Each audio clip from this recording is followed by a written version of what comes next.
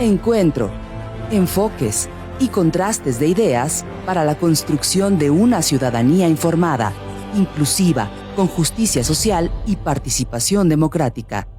En voz alta. Muy buenas noches, quisiéramos agradecerle el favor de su preferencia. Los saludamos una vez más este miércoles en su programa En Voz Alta. Me acompaña esta noche, como todas las noches, mi estimado amigo Carlos Rentería, mi estimado amigo Arturo Maximiliano. Muchísimas gracias. Y bueno, el día de hoy queremos compartir con usted una reflexión que puede abonar a entender un poco más el fenómeno de las redes sociales.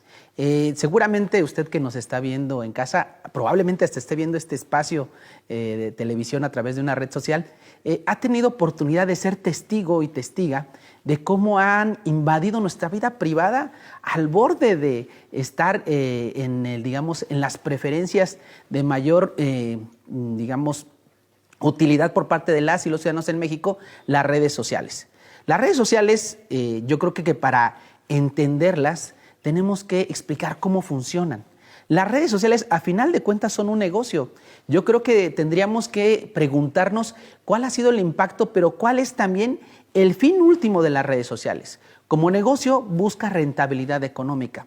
Cuando usted adquiere, el compromiso de seguir las políticas que tiene el uso de redes sociales, en las letras pequeñitas, en muchas de ellas, también adquiere una serie de compromisos con la posibilidad que usted le da a estos instrumentos de contar con datos que son una minería de datos que le llaman los mercadólogos, que son el grial de la mercadotecnia que sirve para generar recursos. Cuando usted abre una red social, le da acceso a estas plataformas a cosas importantes, desde su ubicación, desde sus preferencias, sus búsquedas, por ejemplo, y en ese sentido, pues bueno, es una ventana muy oportuna para el negocio del consumo, incluso ya personalizado. Pero también tienen otro impacto, es otro impacto que tiene que ver en el ámbito político, en el ámbito social. Y para comentarle y abrir esta noche con una serie de reflexiones, a ver, veamos el peso real de las redes sociales. En México, a febrero del 2022, según una plataforma que usted puede consultar en internet, se llama México Digital. Esta plataforma hace una serie de estudios y análisis de cómo estamos en el ámbito digital en diferentes partes del mundo. Y en México nos da un dato no menor. Esta información, desde luego, también ha sido utilizada por la Asociación Mexicana de Derecho y Acceso a la Información y que establece que en México, por ejemplo, hay un porcentaje muy alto de la población que tiene conexión a acceso a un teléfono celular. El 91% de la población en México tiene acceso a un celular. Si estamos hablando de que en México tenemos 130 millones de mexicanos con posibilidades de tener acceso a un celular, lo cierto es que 119.8 tienen acceso a un celular. En Internet, según este informe, establece que a febrero del 2022, fíjese usted, 96.87 millones de personas en México tienen una conexión a Internet, es decir, el 74%. Y por último, ¿cómo andamos con los usuarios de redes sociales? Que es el tema que esta noche nos ocupa. Pues establece que el 78% de la población en México tiene al menos una red social, es decir, 102 millones de personas. Y para platicar esta primera parte, estimado Arturo, estimado Carlos, me gustaría empezar abordando cómo han visto ustedes el crecimiento y el impacto de manera cotidiana y sobre todo en México, que tenemos una cultura política a veces, y sobre todo lo comparto en el ámbito político, de dejarnos con la primera impresión. Pareciera ser, comienzo con el tocayo, pareciera ser, tocayo, que los mexicanos y en general la sociedad pues se deja llevar por esta información superflua, ¿no? Dice un autor por ahí que en realidad las redes sociales nos vienen a ahorrar muchísimo del trabajo que generalmente estábamos acostumbrados, ¿no? En algunos lugares a hacer la búsqueda de información, y cuando nosotros ya vemos algo en este telefonito, en este aparatito, pues ya lo damos por sentado, ¿no? Parece ser que la información llega a un nivel de que es igual o similar a la verdad de lo que está pasando, ¿no? Están las famosas fake news. ¿Tú cómo has visto el impacto de las redes sociales, Arturo, en la evolución de este tiempo? No, tocayo, bueno, pues es todo un tema. Primero quisiera nada más redondear la introducción en la parte económica. Efectivamente, las redes sociales son un negocio, ¿no? Esto es un hecho. Hay una discusión muy importante a nivel político, a nivel gubernamental, sobre la posibilidad, tanto en Europa como en Estados Unidos, pues de regular estas redes, en primer término, por el monopolio o oligopolio, que en realidad son dos grandes anunciantes en el mundo entero. Uno se llama Google y otro se llama Facebook. O sea, la mercadotecnia se ha volcado digamos, la demanda por anunciar productos, servicios, se ha volcado a estos dos grandes proveedores que tienen ventajas importantísimas sobre cualquiera de su competencia, y esto también está demostrado que está de alguna forma teniendo un control sobre los precios que no es lo que podríamos determinar en un ámbito de una competencia económica sana para efectos de este tipo de servicios, que es la publicidad. Entonces, así está, y en México estamos igual. Quizá aquí se ha hablado menos del tema, pero es una problemática. Por el lado que tiene que ver con la parte social, pues el impacto es altísimo. Tú diste cifras muy contundentes. A diferencia de lo que piensa mucha gente de que todos o muchos mexicanos traen estos, ¿cómo se llama? Cacahuatitos. ¿No? La realidad es que los datos del Instituto Federal de Telecomunicaciones nos dice que creo que arriba del 90% de los teléfonos que tienen los mexicanos son smartphones.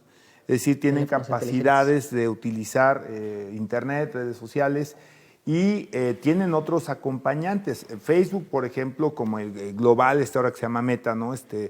Lo que tiene también es otras redes que ayudan todavía a difundir más ciertas noticias que pueden ser en muchos casos pues, las famosas fake news. Por ejemplo, WhatsApp, ¿no? Que también es parte de este grupo de Facebook. Yo muchas de las cosas que luego que comparten del Facebook, yo las conozco por el WhatsApp, por estos grupos, ¿no? Y creo que hay una gran diferencia que tenemos que entender. Yo lo he platicado mucho con mis alumnos, el tema de informarte como sujeto activo, o sea, yo me voy a informar, a estar informado como sujeto pasivo. Es decir, tú eres un receptor de la información y no tienes no te tomas tiempo, no tienes un filtro, no una coladera para decir, oye, a ver, déjame ver qué de lo que me están mandando es cierto. O yo lo veo hasta en casa, ¿no? Los mensajes que luego se comparten en chats familiares, que oye, por favor, gracias por compartírmelo, por favor no lo compartan con nadie más, ¿no? Ejemplo, por eso digo que hay que informarse.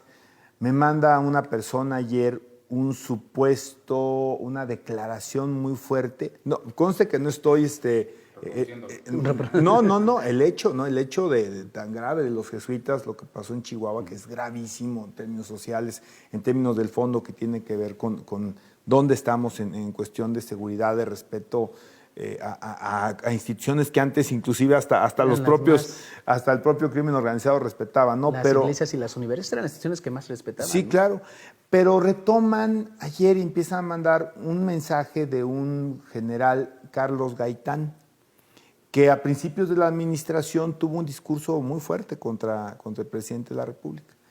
Y ayer lo mandan. Es el caso más reciente que tengo y lo empiezan a mandar.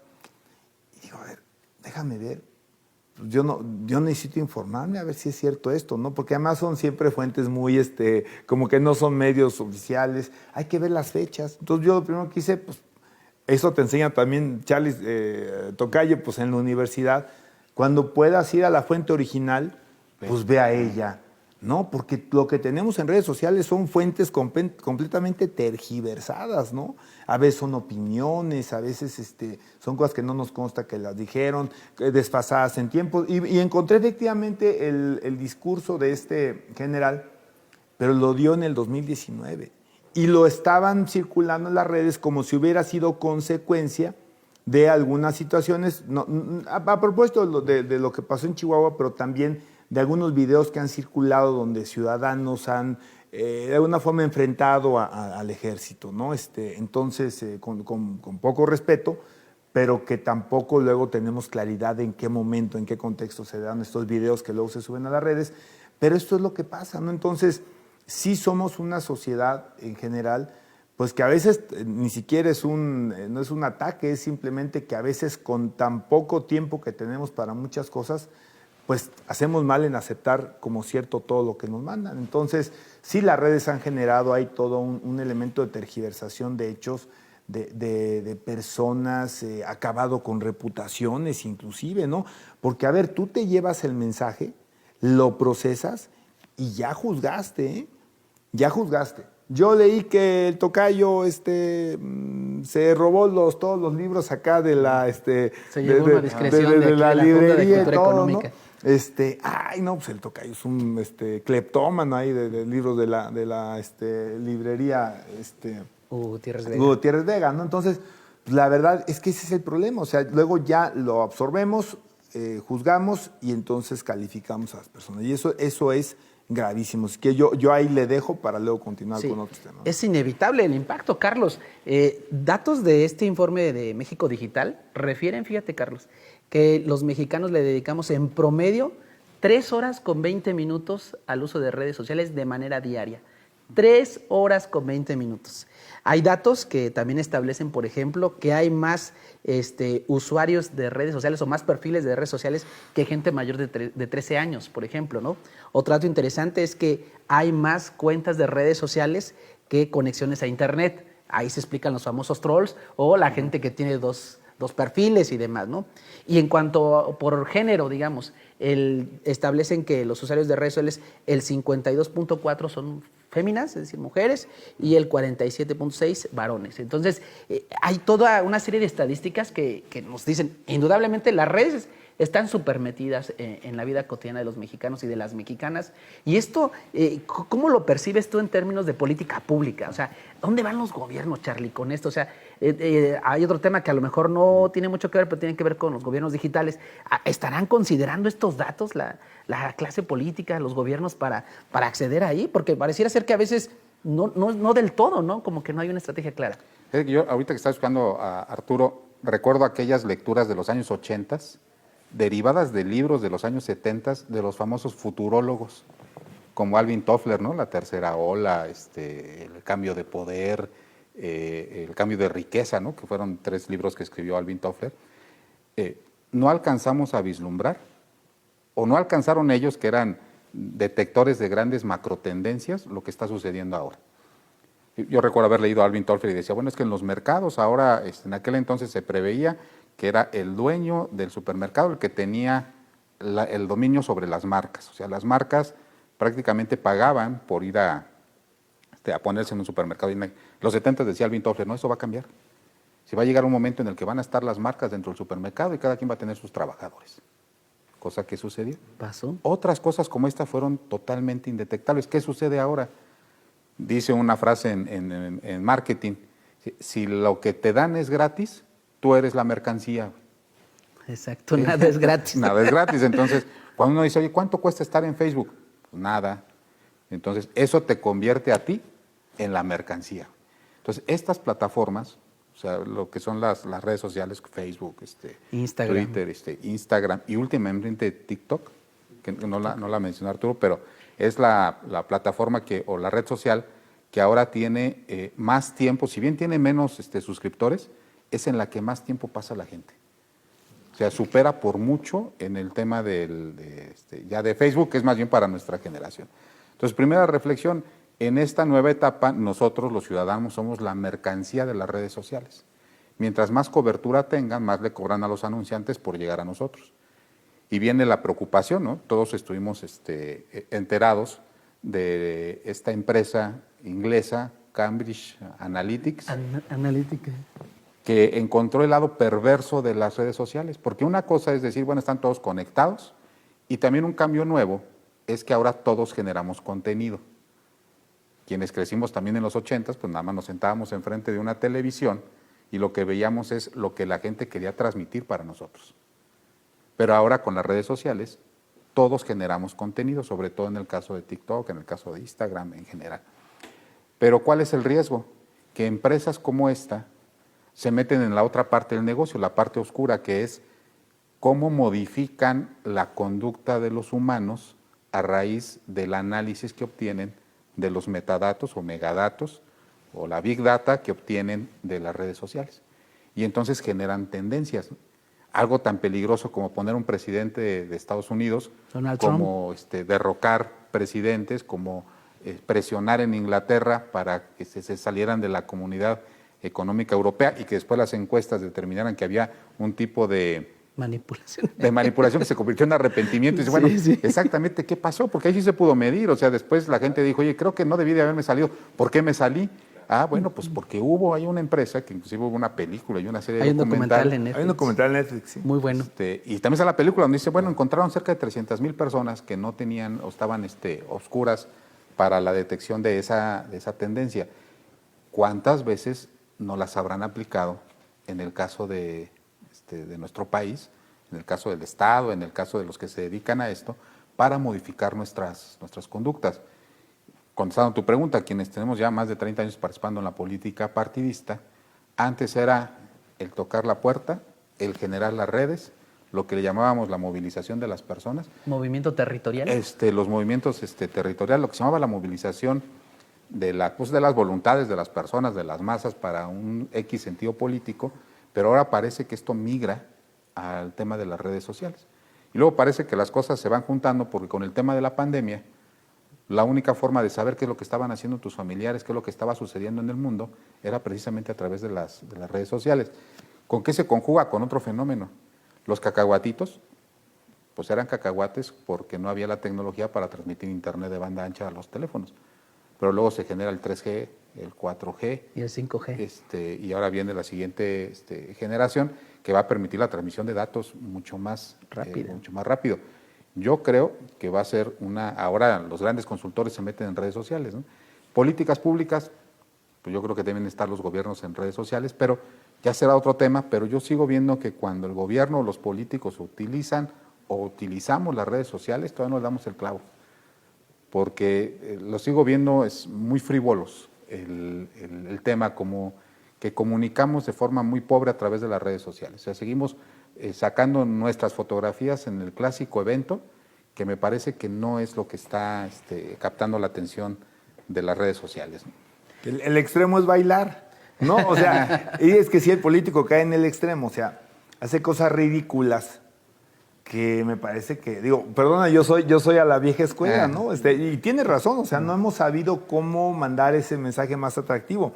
Pero luego tienes a los que literal, bueno, pues ahí está el caso del gobernador tiktokero, ¿no? También, que se ha criticado mucho, pues que realmente el fondo del personaje es un fondo construido a base de llamar la atención en las redes, pero que no había, al menos eso aparenta, un fondo como una persona con capacidades de manejo de gobierno. Todo esto que hemos platicado, esta aspiración que yo siempre he creído, la aspiración del estadista, ¿no? El hombre que entiende los canales, los vínculos entre todos los elementos de poder que se generan dentro del Estado, ¿no? O inclusive fuera de él, que influyen en el Estado.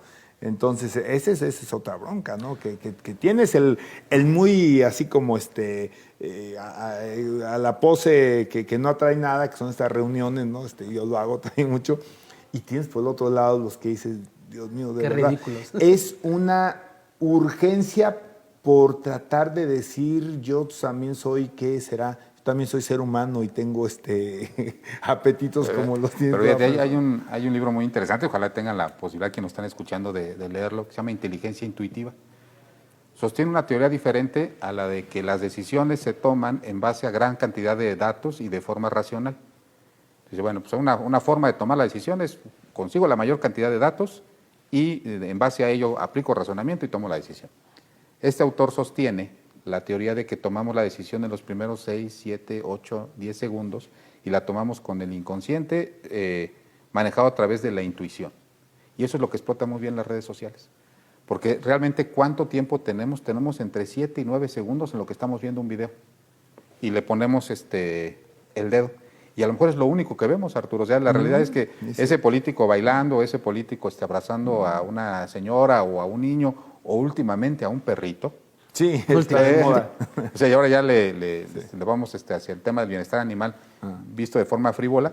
Y entonces con eso se queda la gente. Y con eso trata de emitir un juicio de opinión y ya no busca. Y entonces le hace caso al tema de la intuición, ¿no?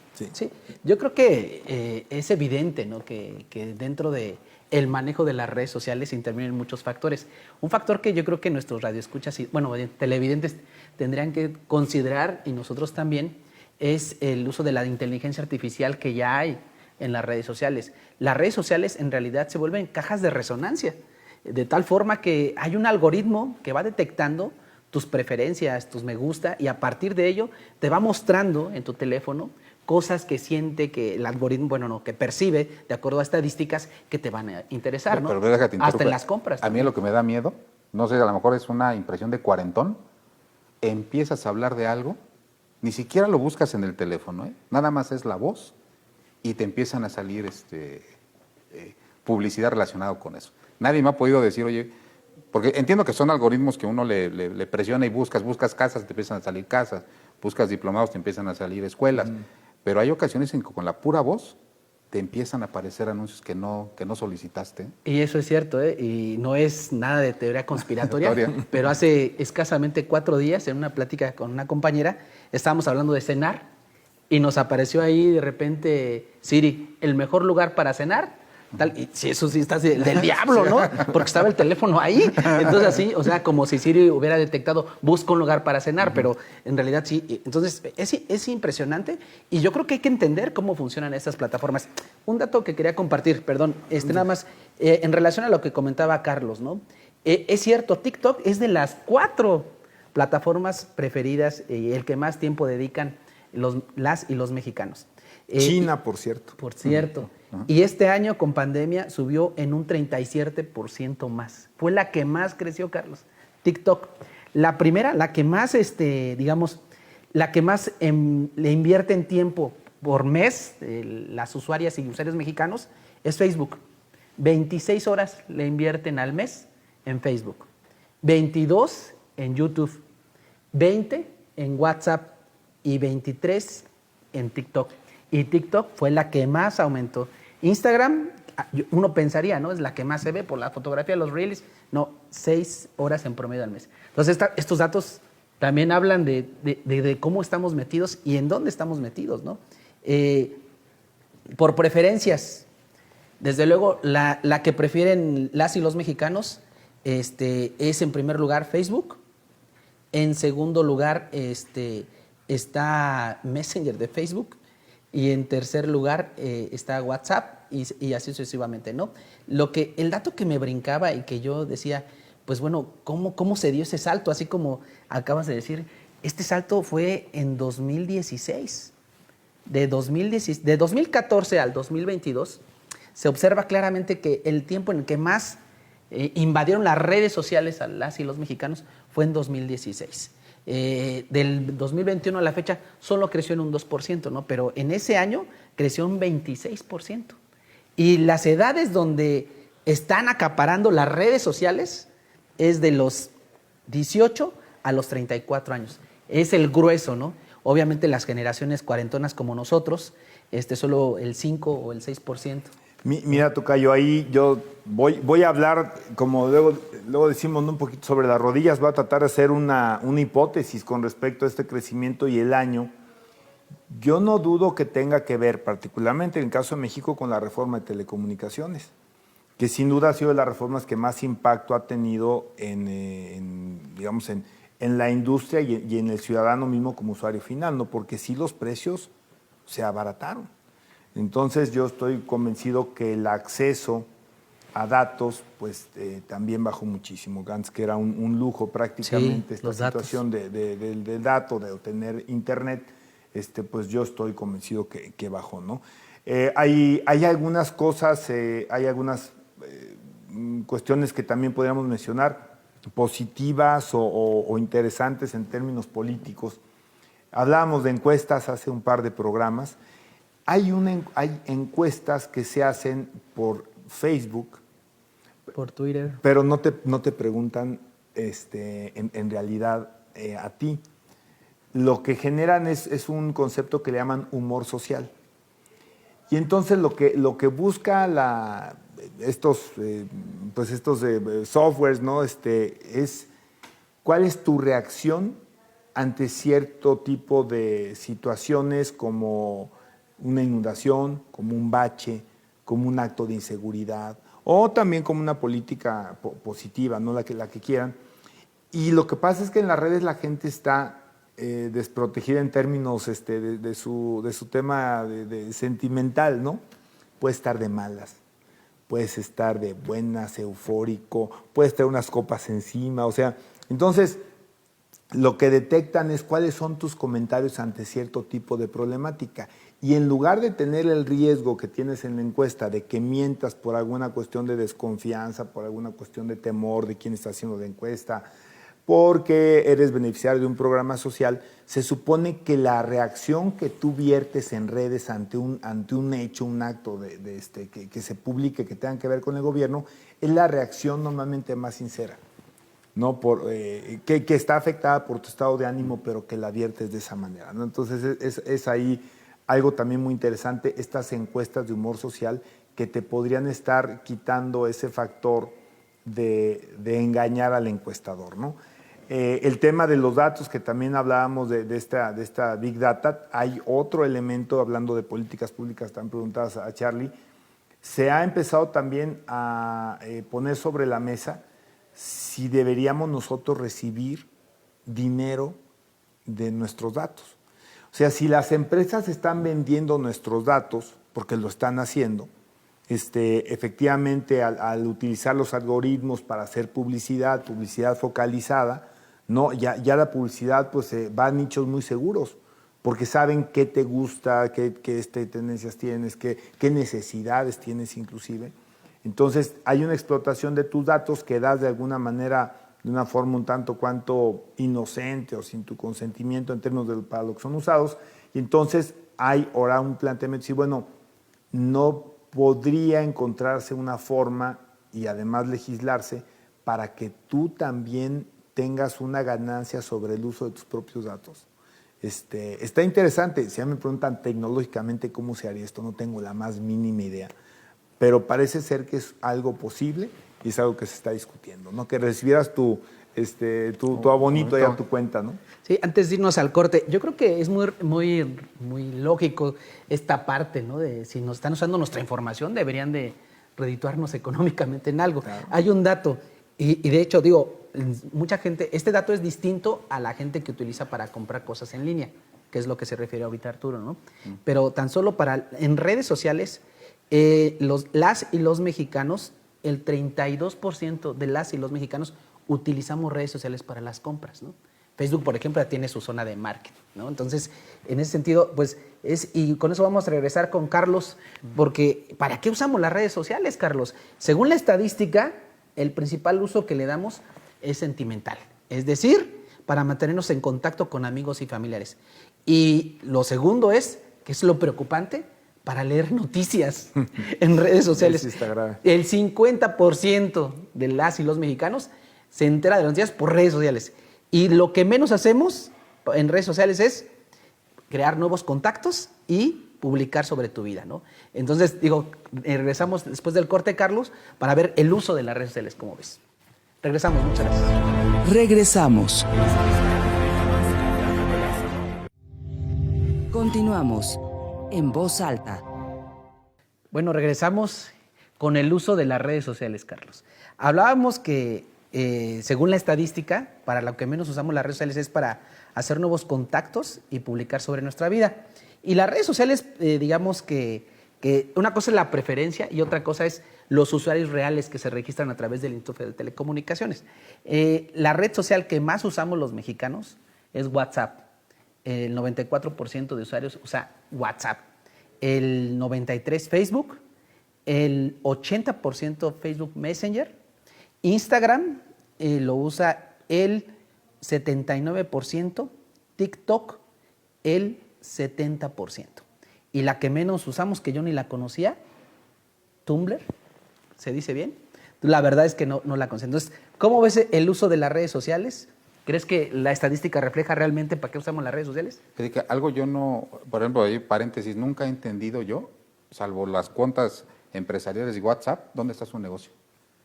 ¿Recuerdan cuando empezó que te decían te cobramos $1, pero el primer año es gratis? Ese mensaje finalmente desapareció y ya no sé dónde exactamente está el negocio, pero yo que recordaba la tendencia era la voz. Recuerden, los teléfonos, era primero el voz y el teléfono, la llamada costaba $5 el minuto. Todavía me acuerdo muy bien de llamada entrante. Tenías que estar viendo a ver que no te llamara alguien que te quitara 3 minutos. Tenías que apagar el teléfono para que no entrara. Después entró el identificador de llamadas y eso lo mejoró. Y después parecería que todo iba a la voz. Recuerden Nextel, ¿no? Que ya desapareció. Ya casi cuando les digo a mis alumnos el Nextel, fue un boom por el tema de la voz, no de los datos ni los mensajes. No, era la voz. Y luego los mensajes SMS que se encumbraron y luego cayeron y parecía que la voz era lo que iba a ser. Y después viene WhatsApp y rompe la tendencia y dice, ahora todos nos comunicamos a través de mensajes. Yo siento que más, según lo que estás mencionando, cada vez la gente usa más las redes sociales para informarse que para informar. Cada vez veo menos contenido generado, por ejemplo, en tema de Facebook, con los que son cerca de 5,000 contactos. Cada vez se va inundando más del tema de la publicidad y del tema de la gente que busca la red social para un tema comercial, pero cada vez se ve un poco menos personal esa red social. Y comentábamos fuera del aire que en el caso de TikTok, pues ofrece una gran cantidad de sustancias químicas, ¿no? Tiene su encanto, según los que saben de esto, porque bueno, cada vez que yo genero un pantallazo, dopamina, genera ciertas descargas en mi cerebro que me causan algún tipo de placer, con lo que hace que sea muy difícil despegarse del tema de la pantalla, el formato del video amplio contra Facebook, que le tienes que dar un clic para que abra todo el espectro de la pantalla para poder el video, videos de 1 minuto, que creo que ya los están ampliando a 3. Me parece que la gente lo usa ya como un sistema de entretenimiento. Pocos son los que generan el contacto y bueno, pues ahorita estamos viendo la migración de los políticos a plataformas que le generen un tema de publicidad y de conocimiento. Lo que sigo sin ver es la participación de los gobiernos generando políticas públicas a través de las redes sociales. Se siguen comunicando de la forma tradicional, no publican su acción, pero no generan interacción. Sí, y ahí viene un dato y con eso quisiera abrir un poquito la polémica, Arturo. ¿Debemos regular las redes sociales? Por ahí te platicaba fuera del aire de un abogado que demandó a Google por $250 millones, casi 5,000 millones de pesos, si la conversión no me falla, y por daño moral. Y claro, la verdad es que las redes sociales hacer, digamos, una plataforma que las personas pueden publicar información, incluso fake news, pues como ya lo platicábamos, deshacen prestigio, deshacen personas. Y bueno, ahí viene un tema, ¿no? Ahorita platicaba con una compañera de trabajo, o sea, en España ya empieza a regularse. Por ejemplo, los influencers, me platicaba ella, que estudió en España, que los influencers al hacer una publicación, ahí le ponen, ¿no? Publicidad o inserción o colaboración. En México no pasa eso. ¿Se acuerdan que a ciertos influencers en proceso electoral ahí hablando bien del Partido Verde Ecologista? Y bueno, y atendiendo a este tema de este abogado que demandó a Google, tocayo, ¿debemos regular las redes sociales? Porque la gente que defiende la libertad de expresión dice, ojo, porque es la única plataforma de catarsis donde la gente se expresa.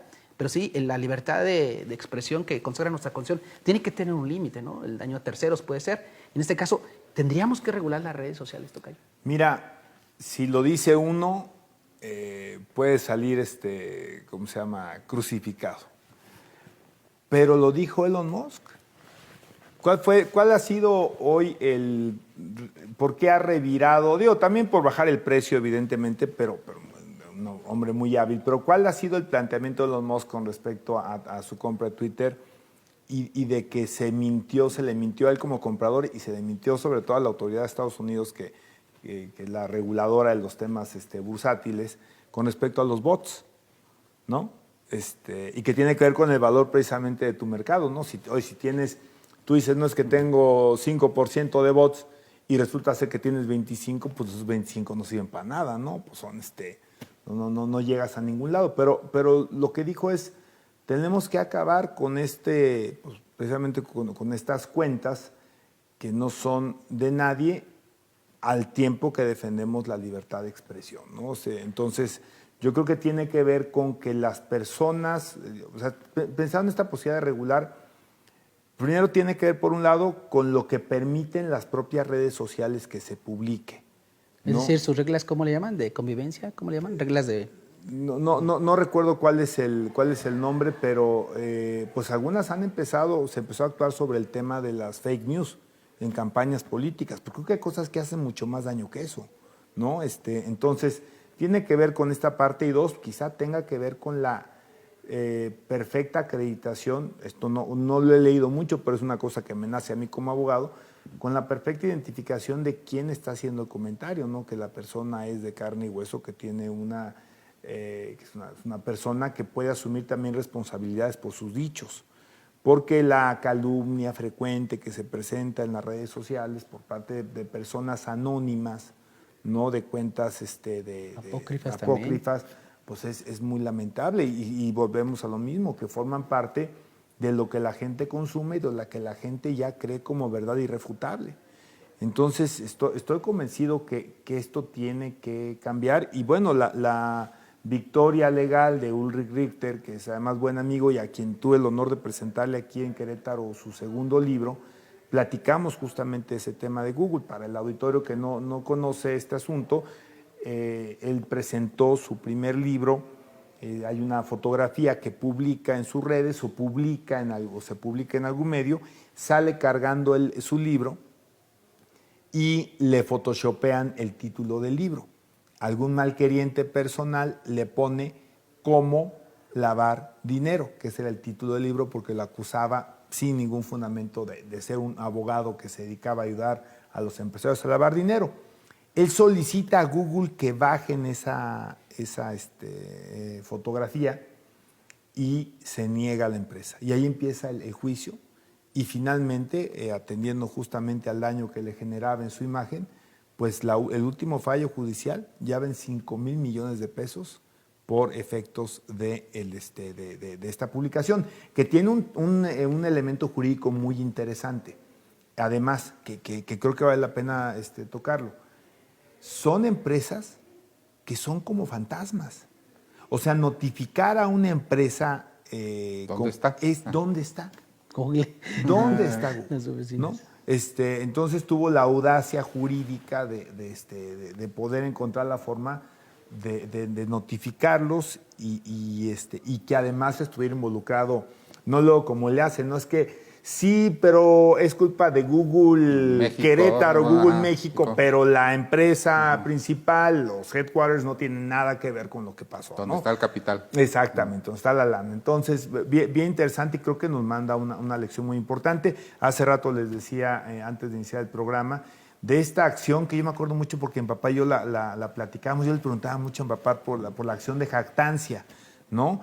Que es cuando una persona está siendo frecuentemente pues calumniado, con un adjetivo calificativo. Este cuate es un ratero, es un X, y hasta llega un punto donde dices, bueno, pues yo te voy a denunciar para que ahora tú acredites que lo soy, pero si no lo acreditas, entonces viene de regreso con el daño que me pudiste generar y que puede ser inclusive patrimonial, ¿no? Creo que eso también tiene que ser un elemento donde no sea tan impune el tema de las redes. Sí. Carlos, las redes sociales han ayudado a moldear esta sociedad bajo principios, es decir, bajo un marco axiológico, una serie de valores aspiracionales. Tenemos fenómenos como, por ejemplo, los estereotipos de belleza. Tenemos, por ejemplo, la situación aspiracional del statu quo. Y esto obedece, hay un filósofo, Yu-Chun Han, que ahorita lo traigo bien metido en la cabeza, habla sobre este cambio de paradigma social, donde a través de alguna filosofía de Foucault, por ejemplo, decía, el siglo pasado la sociedad estaba moldeada a partir de la disciplina, ¿no? Las instituciones eran disciplinarias, es decir, la escuela, la familia, la institución donde trabajabas era una institución disciplinaria donde lo importante era moldearte para ser, digamos, un ente social, benefactor, digámoslo así, ¿no? Y luego dice este filósofo, ahora pareciera ser que el modelo social va a la sociedad del rendimiento, donde lo más importante es el redituar económicamente a la sociedad. Y en ese sentido las redes sociales han abonado a una serie de situaciones aspiracionales donde estamos creando un grado de frustración social muy grande, donde, dice este filósofo, las enfermedades sociales contemporáneas son, por ejemplo, el límite de trastorno de personalidad. Y hablábamos también con esta parte también el déficit de atención con hiperactividad también, derivado de la constante interacción con las redes sociales, ¿no? Y esto tiene ya también una explicación biológica que tiene que ver con el shock de dopamina constante al que estamos expuestos por nuestro cerebro. Entonces dice, estamos creando una serie de frustrados sociales donde las enfermedades primordiales ahora son la depresión, por ejemplo. Y entonces, en ese sentido, pues, ¿hasta dónde es necesario darle una justa dimensión a las redes sociales, Carlos, para entender que a final de cuentas, como ya lo hemos platicado esta noche, son un negocio que buscan rendimiento económico para sus dueños y que luego evaden la responsabilidad legal incluso y que luego también no le damos un uso responsable de la ciudad? ¿Cómo ves este planteamiento en general, Carlos? Pues fíjate que yo lo que observo es este fenómeno de si las redes sociales son un reflejo de la sociedad o si las redes sociales están modificando el entorno social.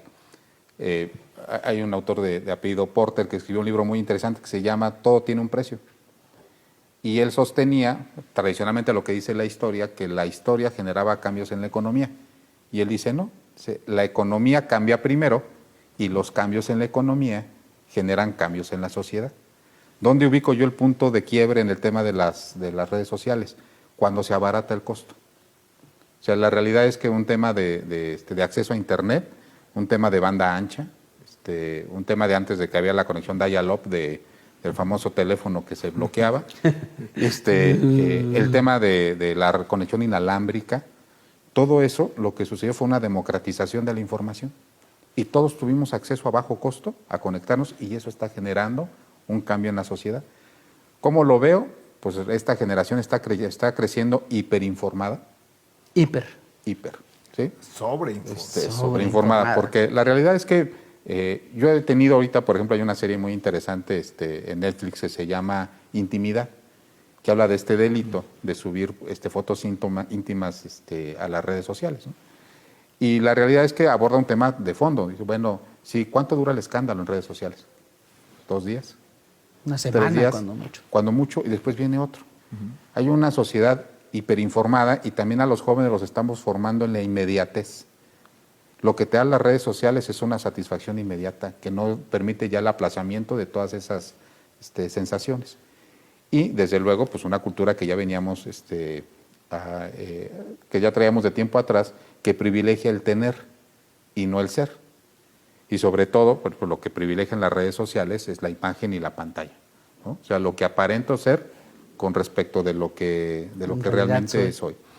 Y una preocupación ya en términos sociales y en términos políticos siguen siendo, como decía Arturo, monopolios.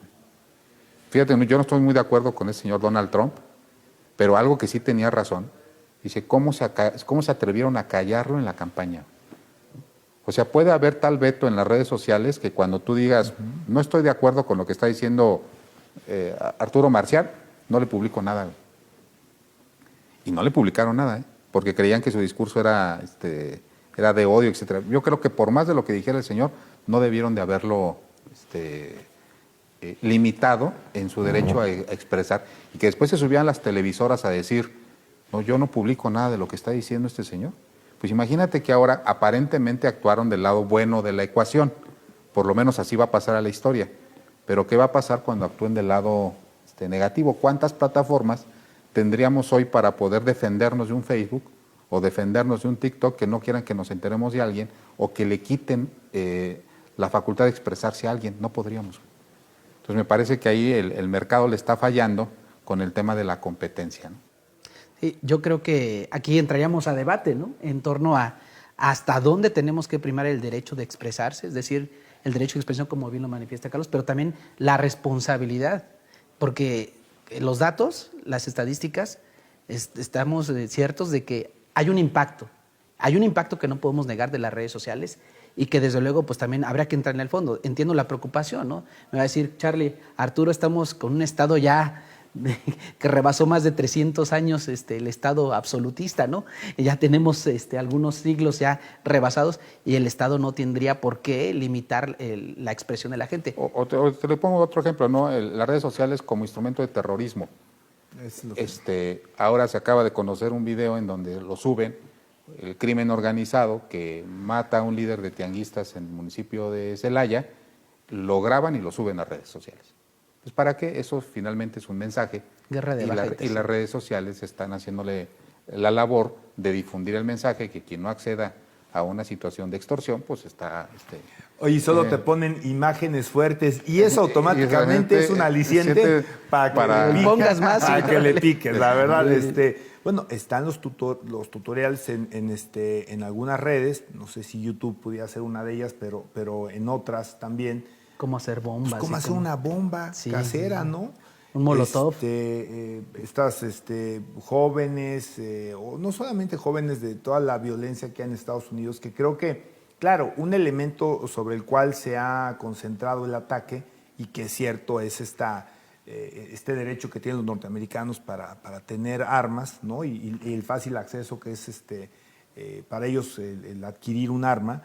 Pero me parece que el componente determinante de esta violencia, porque vaya, el acceso a las armas lo tienen desde hace muchos años, pero me parece que el componente es otro tipo de violencia que está en estos contenidos de las propias redes sociales y también de los famosos videojuegos, ¿no? O sea, yo creo en otra hipótesis, hoy ya me tocaron dos hipótesis en este programa, ¿no? Pero yo creo que al final, cuando realmente estudien el fenómeno tan grave que pasa hoy en Estados Unidos, pues van a encontrar que hay algo adicional que está haciendo más grave todavía el tema de la posesión de armas. Y esto está, sin duda, contenido en las redes sociales. Un minuto, el tiempo en tele se va rápido. Reflexión final, Charlie. A favor de que sí se regulen, pero no las redes sociales, sino que pueda ser fácilmente, voy a ver si no soy abogado, pero a lo mejor expreso el término incorrecto, punible lo que uno escriba en las redes sociales. No tanto a la empresa, o sea, no tanto a Facebook, no tanto a Twitter, sino la responsabilidad que uno tiene de lo que escribe y de lo que dice para evitar que se siga causando daño a otras personas en redes sociales, ¿no? Muy bien. Tocayo. Igual, lo que publican las personas y lo que publican algunos... Es que no puedo ni llamarle medios porque no son medios, ¿no? Más bien le pones un título. Entiendo que hay la libertad de expresión, la libertad de prensa, pero no en el grado que justamente te invadas un derecho de una persona, ¿no? Y creo que la obligación, donde sí podrías quizá imponerle algo a las empresas, a las compañías que son propietarios de estas redes de comunicación, pues la validación de que la persona que se sube con el nombre Arturo Marcial es Arturo Marcial y a partir de ahí, pues que asuma sus responsabilidades. A mí me ha pasado que Facebook me pide mi credencial de lector, no sé si les ha pasado a ustedes. Solamente cuando pautas. Para escanearla. Ajá. No, fíjate que decía para verificar contenido. Verificar, sí, que no sé cuál era, por ahí lo tengo hasta fotografiado. Dije, caray, no me encanta darle a Facebook mi credencial, mi INE, pero ojalá se la pidiera a todos. Sí, ¿no? Pues bueno, lamentablemente nos tenemos que ir. Solamente nos quedaría agradecer el favor de su atención. Esperemos que los comentarios que se vertieron esta noche les sean de utilidad y lo lleven a una reflexión. ¿Para qué usamos las redes sociales? ¿Cuál es el impacto de manera individual de estas redes sociales? Desde luego, buscar que sean una herramienta y no nosotros ser la herramienta de empresarios e incluso transnacionales donde les damos muchísima información, ¿no? Entonces, ese sería el cierre de este programa. Les agradecemos el favor de su atención. Que tengan ustedes muy buena noche y nos vemos el próximo miércoles en Voz Alta.